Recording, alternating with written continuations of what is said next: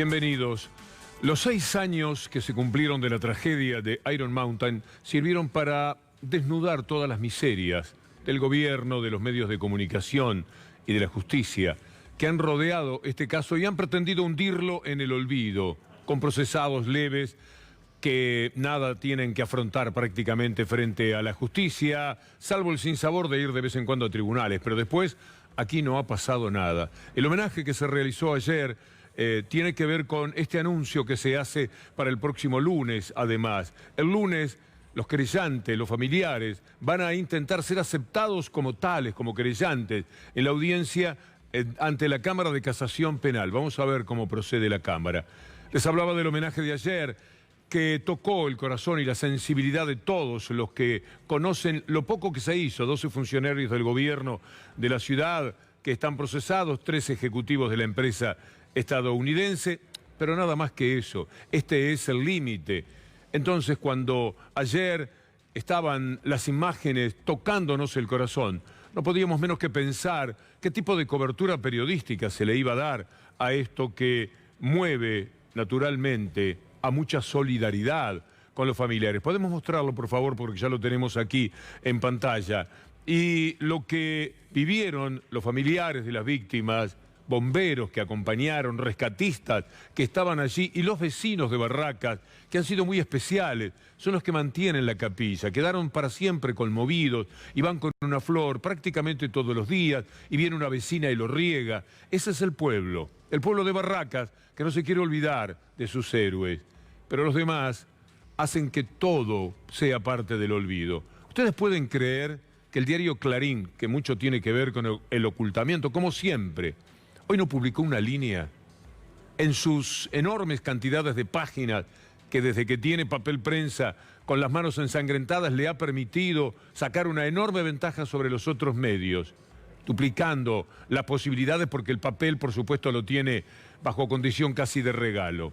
Bueno, en todas esas páginas no hay una línea, no hay una mención para Iron Mountain. Cuando uno escucha, aunque sea brevemente, a Liliana Balícora, entiende por qué.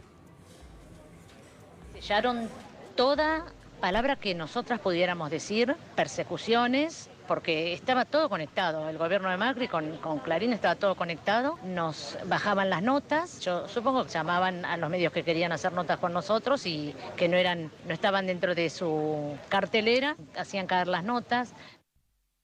Pero no solo Clarín, que hoy no tiene el mínimo pudor, cuando ignora olímpica, total, completamente, una información de esta naturaleza y que demuestra cómo juegan siempre que les conviene al ocultamiento. Pero no solo ellos, el gobierno de la ciudad sigue siendo cliente de Iron Mountain. Y de casualidad, esto tiene que ver con un capitalismo, un neoliberalismo que se lleva todo por delante. El tramo que viene sobre capitalismo, no pensará usted que yo creo que se puede derrumbar el capitalismo. Ya murió el capitalismo. Es un zombie, es un muerto vivo, pero sigue siendo muy poderoso. Murió porque no le dio felicidad a nadie, salvo a sectores muy reducidos de cada país y una parte ínfima de la sociedad. Cuando uno obtiene una ideología es porque piensa que le va a dar bienestar a los seres humanos. No, esto no ha sucedido con el capitalismo, pero es todo lo que hay. A partir de la caída del comunismo se quedaron como ganadores, levantaron la bandera como quien la planta en lo alto de una montaña y dice, hasta aquí llegamos y somos nosotros.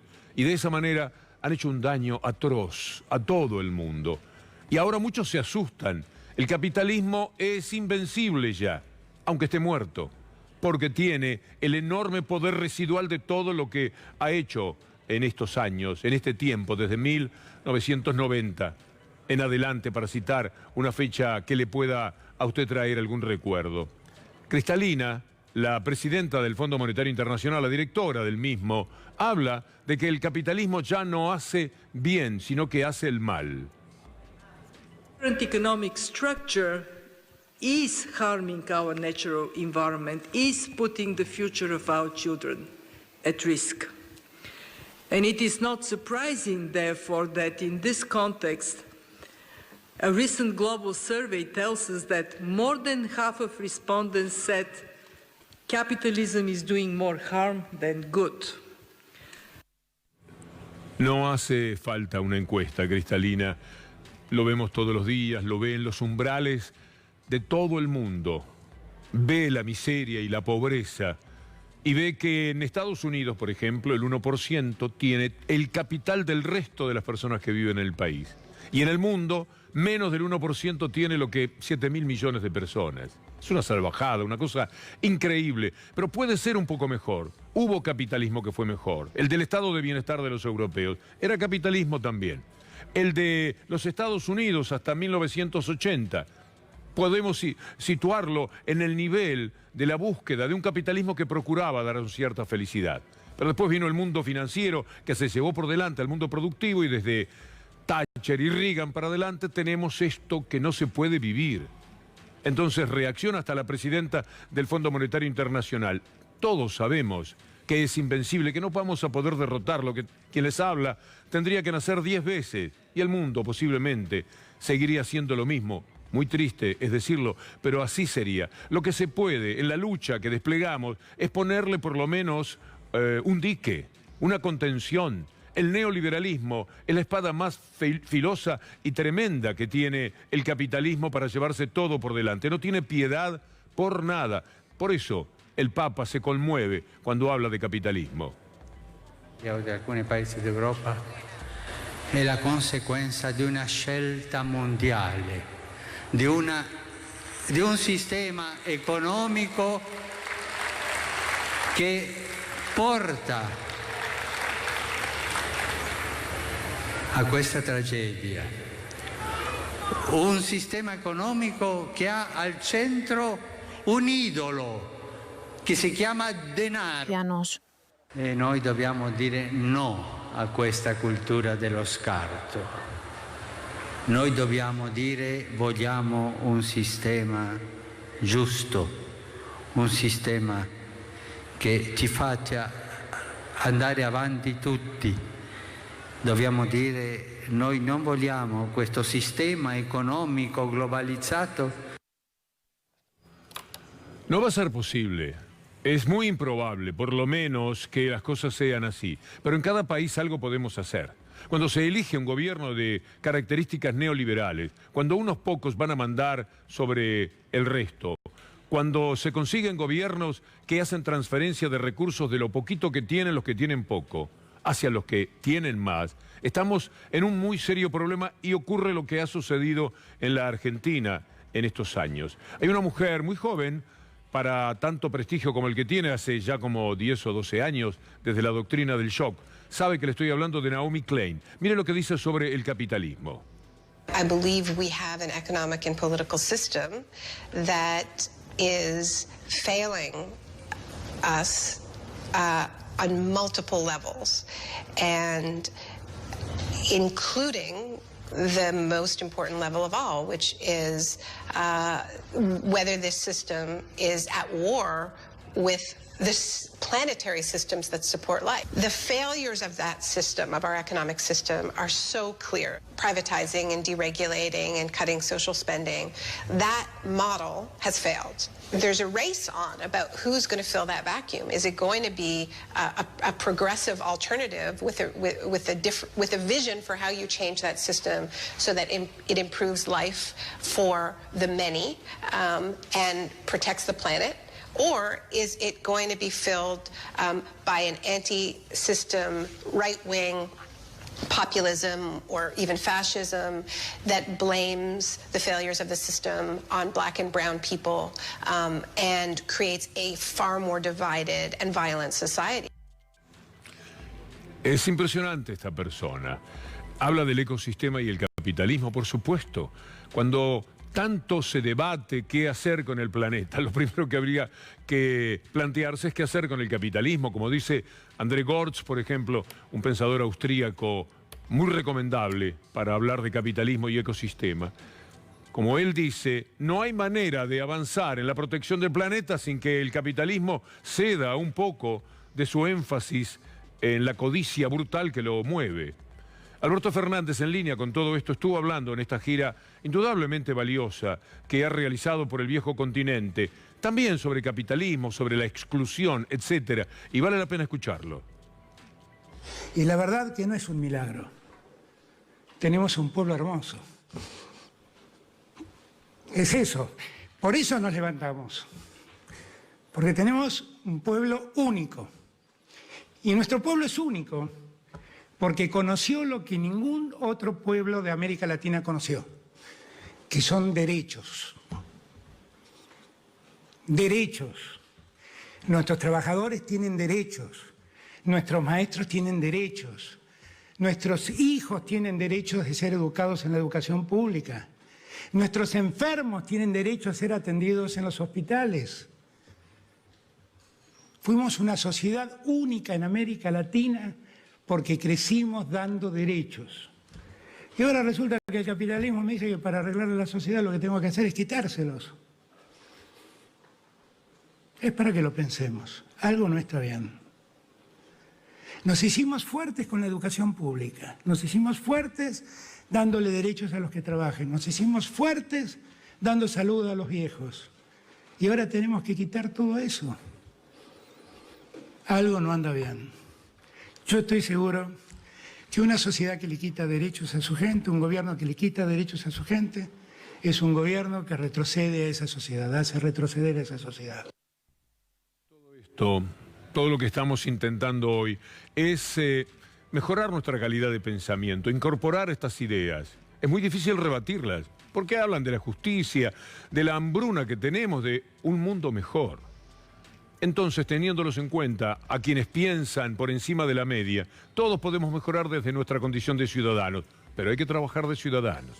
Hay que interesarse por estas cosas. Todos estos materiales, el que le entusiasme más, usted los puede encontrar más ampliamente, está YouTube, anda a la internet, y hay que hacerlo, porque yo le estoy mostrando un tramo de cosas que se han dicho que son muy valiosas en estos últimos tiempos sobre el capitalismo. Si incorporamos estas ideas, podemos trabajar también en esto de ciudadanos, convenciendo a otras personas, haciéndolas reflexionar. No es posible que nos vuelva a suceder el neoliberalismo, y día por día tenemos que estar empeñados en eso. Porque el neoliberalismo trae muchas desgracias. Por ejemplo, una que va a transitar años con nosotros, del brazo con la tragedia de la deuda. Así va a andar la Argentina de los próximos años. La podrá patear para adelante, pero la va a encontrar. Si a Guzmán y a Alberto Fernández las cosas le salen bien, y a Kicillof cuando reestructure ahora la deuda, la van a encontrar de todas maneras. Es como alguien que nos está esperando atrás de un árbol, ocultándose. Ahí está la deuda. Y tenemos que caminar permanentemente con mucho cuidado, no perder de vista esto que nos está sucediendo. Y para que consigamos esto, para que nos preparemos mentalmente para esto, es necesario saber todo lo que la deuda nos ha hecho. Mire lo que dice otra vez ella, la presidenta o la directora del Fondo Monetario Internacional. Very constructive meeting.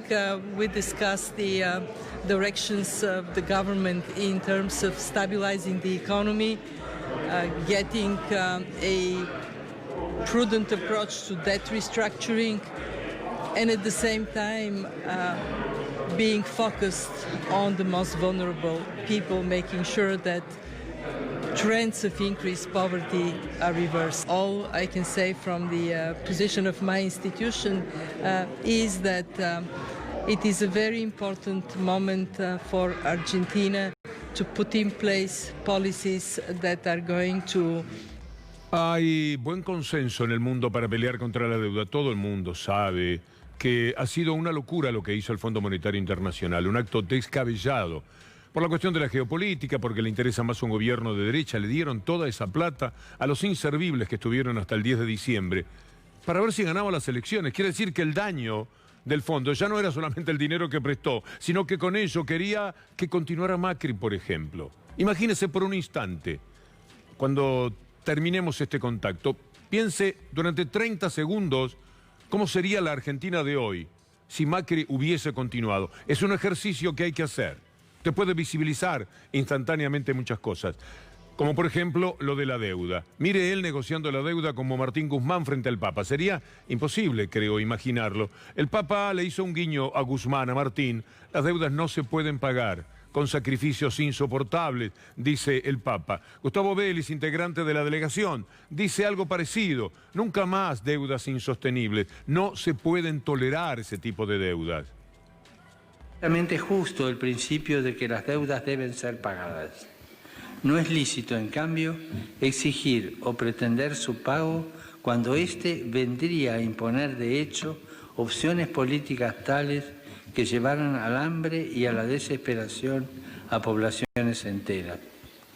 No se puede pretender que las deudas contraídas sean pagadas con sacrificios insoportables. ¿Cómo puede ayudar el Papa? Se pregunta el estimado colega Washington Uranga en este tema de la deuda. Lo escribe muy bien, es interesante.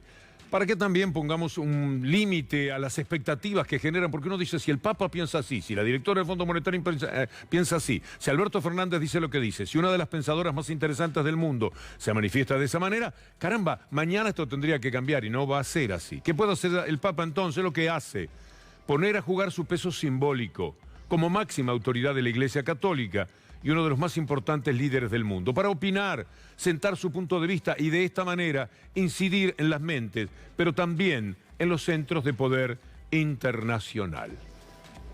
Para todo esto, además, como le decía ayer, el país viaja como en un bote rodeado de tiburones, y después de los tiburones están los problemas reales que debe afrontar, como si ese fuera pequeño. Mire usted, Los enemigos de adentro, un título sobre Kicillof. ¿Cómo la tienen con Kicillof? Es algo inadmisible. Este título, por supuesto, es de la mafia central de Clarín. Kicillof le pagó a los bonistas, pero pospone un aumento a los docentes. Ellos te corren por izquierda o por derecha. Si no hubiera pagado, estaba el honor del país en juego, estaba el default que alcanzaron a poner en su pantalla, la Argentina en default, la provincia de Buenos Aires en default. Te corren por ese lado. Sería un desastre haber caído en default, así lo presentarían. Pero también lo es no haber caído en default y tener que suspender, seguramente por poco, la relación económica con los docentes. Porque esa relación, que el lunes se va a replantear seguramente, va a volver en los mejores términos. No escapa a Kicillof la importancia de hacer justicia con los docentes que tanto han sufrido. Y entonces de los medios dominantes, esto de Clarín, de toda esta mafia, dicen, a este gobierno no le dicen nada, qué cosa, ¿eh? Bueno, no le dicen nada porque tienen confianza, porque piensan que Kicillof va a mover la situación en forma positiva ya en la conversación que van a tener el próximo lunes. Pero mientras tanto el título, para dañar a Kicillof. Kicillof le pagó a los bonistas, pero pospone un aumento a los docentes. Qué indecente este Kicillof, se preocupó de pagarle a los bonistas y desprecia a los docentes de aquí. Es enloquecedor. Y así hay que considerarlo siempre. Mientras tanto, Kicillof hace algo muy importante por la gente porque ya es oficial: el congelamiento de las tarifas eléctricas por 180 días. Mucho más no se puede hacer. Esto afecta a las empresas, las ganancias de 6 meses. Las propias empresas firmaron. Por supuesto que sería lindo retrotraer las tarifas a otro momento de la Argentina, ni siquiera el 2015, aunque más no fuere, el 2017. Pero eso casi no entra en la cabeza. No es poca cosa. 6 meses con la misma tarifa. Sin usted pensar en enero lo que le va a venir en febrero, y en febrero si le vienen 3.000, ¿cuánto vendrá en marzo? ¿Serán 6.000? Esa tremenda inseguridad que todos teníamos. 6 meses parar la pelota. Y dentro de 6 meses... un gobierno que se piensa como este va a intentar lo mejor para la gente, no para las empresas. Tendrán que seguir disculpando a las empresas, al gobierno. Seguramente no van a resarcirse de lo que ellas pierden dentro de sus inmensas ganancias. Mira esta etapa de hoy, para que usted vea el brutal enemigo que hay adentro. Arriba, a la derecha, Guzmán quiere renegociar el acuerdo que hizo Kicillof con el Club de París, siempre Kicillof. En su visita a Roma, el ministro aseguró que es insostenible la tasa del 9% prevista en el acuerdo suscrito por el gobernador bonaerense hace 6 años. Esto quiere marcar la división que ellos sueñan entre Kicillof y el gobierno nacional, por más que eso ha sido harto desmentido. Igual van a insistir con esto. Alejandro Berkovich explica muy, pero muy bien por qué Guzmán tiene que renegociar la deuda, no por lo que firmó Kicillof, sino por lo que no pagó Macri. Mire, es abrumador, es enloquecedor, como le digo muchas veces, lo que hacen. Porque la gente, primero, piensa que a lo mejor están peleados. Segundo, que Kicillof hizo una cosa que no correspondía. Berkovich no estaba de acuerdo con pagarle al Club de París, yo sí, pero eran opiniones. Lo importante es que no es por esto que ahora Guzmán tiene que intentar renegociar. Es porque Macri como usted hace con la tarjeta a veces, fue pagando la mínima, y entonces cosechó esta deuda, ahora necesitada de ser cambiada en su perfil por parte de Guzmán. Escúchelo, Berkovich. Guzmán hoy dijo que quiere renegociar los 2.000 millones de dólares que la Argentina le está pagando en un plan de pagos iniciado en 2014 al Club de París. La deuda con el Club de París es una deuda con los países ricos, directamente. También hay deudas mucho más viejas, deudas que habían contraído los milicos. Parte de esa deuda, que tiene origen ahí, para mí se podría haber evitado pagar. Bueno, en ese momento Kicillof dispuso que no, renegoció la deuda de tal modo que había punitorios. Macri dejó de pagar el plan de pagos, empezó a pagar el mínimo, empezaron a correr los punitorios y ahora dice Guzmán que quiere renegociar esta deuda también. Natural. Se acumuló en su tarjeta de crédito una deuda impagable y usted va al banco y le dice, mire, esto no lo voy a poder pagar, a ver si podemos hacer algo. No lo intente porque esos son impiadosos, son implacables, pero este es el juego que ahora pretende la Argentina y tiene razón. El mundo sabe que la Argentina tiene razón, que está haciendo un gran esfuerzo por el daño monstruoso que le hicieron aquellos que estuvieron, es insólito, pero estuvieron a cargo de nosotros hasta el 10 de diciembre. Mire, es muy interesante apreciar ya la gira en su volumen casi total. Es interesante, es valioso lo que ha sucedido. Telam hizo un trabajo que nosotros acortamos un poco en función de aquello de los tiempos televisivos. Por supuesto, también celebramos los encuentros con el Fondo Monetario Internacional. Lo de Italia. En España, el presidente Pedro Sánchez, ya vimos lo de Italia, y el rey Felipe fueron acordando. Es decir, volver al mundo en serio, a que nos respeten, no que se rían de nosotros y digan, ¿cuánto quieren, muchachos, andar pasando la gorra? Que fue lo único que hizo el gobierno anterior. Ahí está con Macron, como decía, el gobierno de Italia comprometió su respaldo a la Argentina, Merkel también acompañó en la movida y como va a ver a continuación, hasta prometió inversiones. Esta es una buena síntesis. No va a cambiar el mundo, pero va a tener algún apoyo. En algún momento la pulseada con el Fondo Monetario Internacional será muy brava. Y allá vendrá Macron a decir, ojo, que no tiene razón el fondo. Y lo hará Merkel, porque se van a acordar de esto y porque además es lo que corresponde. Hablando de en el mundo, quiero recordarle para que compare, porque no se puede hablar ni del tiempo sin comparar. Lo de Alberto Fernández y su gira con las manifestaciones internacionales de Macri, lo que Macri llamaba volver al mundo. Frente a esta nueva situación y de manera preventiva, he decidido iniciar conversaciones con el Fondo Monetario Internacional. Nuestra preocupación por la situación de los derechos humanos en Venezuela. La Argentina llevará a la Corte Penal Internacional la situación relativa a los crímenes de lesa humanidad de la dictadura venezolana. Le decía hace un instante, espero venir este año 3 veces a Rusia, porque voy a venir con mi hija Antonia, que tiene 6 años, que quiere venir al Mundial, habla todos los días del Mundial de Rusia, a los primeros 2 partidos de Argentina, pero después la tercera vez espero que sea para la final, que esperemos que llegara a esta final. Disculpe, con Putin, la cara de Putin, ¿de qué está hablando este hombre que va a ir? Después no fue nada, por supuesto, pero aprovechó para decir una mentira. Ya que estaba con Putin, y voy a mentir a lo grande, a Putin, a uno de ellos, decir voy a venir y después no ir. Pero no era lo que importaba. Esto era la manera de volver al mundo. Hablar con los presidentes siempre de fútbol, ir contra Venezuela por la disposición de los Estados Unidos y cumplir ese papel de rodillas internacionalmente y salir a pedirle dinero al Fondo Monetario Internacional. Salir al mundo así, la verdad se la regalo, no sé cómo la ve usted. Salir de esta otra manera de Alberto Fernández tiene un decoro completamente diferente. Merkel hablando sobre las inversiones y verá usted que algunas cosas se hacen realidad, que no solamente son discursos.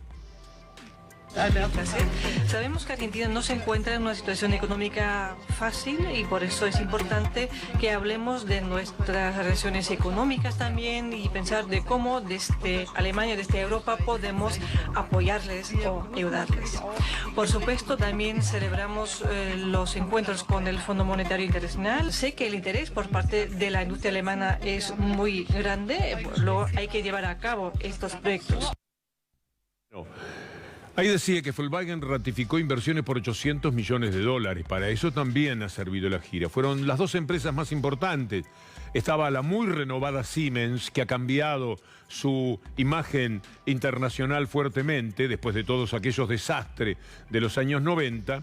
Y las otras grandes empresas alemanas. Estamos hablando de un titán de la economía mundial. Mire, hoy hablamos con el CEO, el director general de Volkswagen, el señor Pablo Disi, ratificando estas inversiones. Inversión de 800 millones de dólares en Argentina. Vamos a duplicar nuestra producción actual en los próximos meses. Si a eso vamos a traer más gente a trabajar, y no solamente en la fábrica de Volkswagen, porque en nuestra industria, por cada empleo directo que se genera en la industria, se genera de 7 a 8 empleos en toda la cadena. Entonces, cuanto más produzcamos en nuestra fábrica de Volkswagen o en la industria, es un efecto multiplicador positivo en la economía. Es valioso, es importante. Volkswagen tiene buenos antecedentes. Hoy rápidamente, después de esta conversación, escribieron algunos amigos señalando que siempre hubo buena disposición en aquello de dar trabajo y generar producción. Nos alegramos. Es la primera empresa que nosotros podemos mencionar después de estas palabras que dijo Angela Merkel. El Volkswagen Grupo confirma sus inversiones por 800 millones en Argentina en un encuentro entre sus directivos, Andreas Tosman, Pablo Disi, que es con quien hablamos, y Tomás Oviansky, con el doctor Alberto Fernández, presidente de la República Argentina.